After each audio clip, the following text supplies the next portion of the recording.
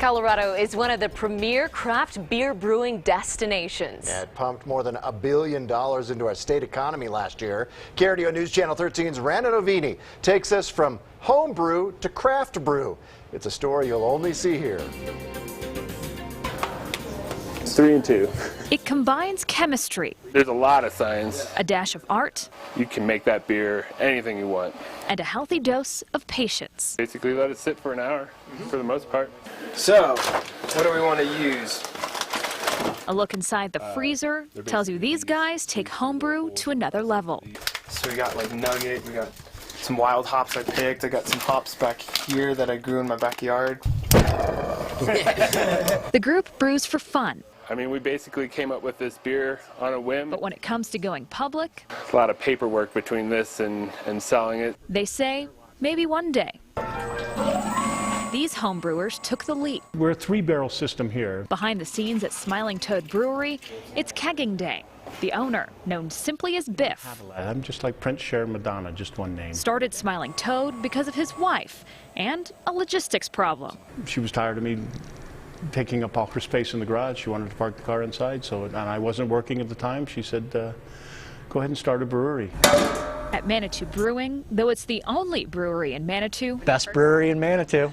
co-owner and head brewer Dominic Coe says the pressure is on from other breweries. With the market becoming more and more saturated, there's no room for mediocre beer anymore. So definitely, I think the beer quality has to be the highest priority. That's the concept behind Ironbird Brewing. As craft beer has evolved, so have the customers.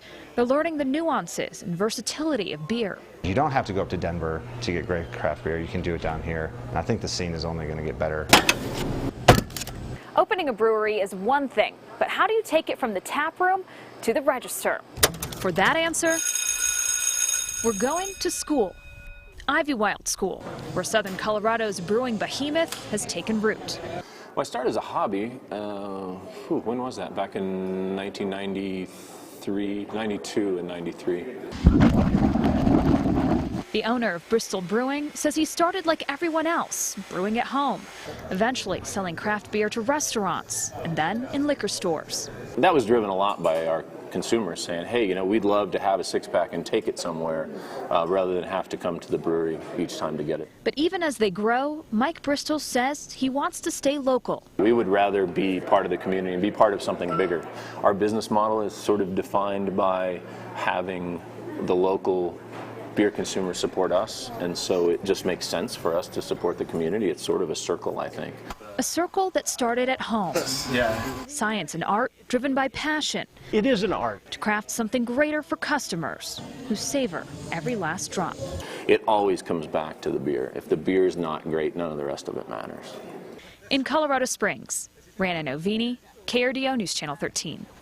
And most Colorado breweries are planning for more than 50% growth within 2 years.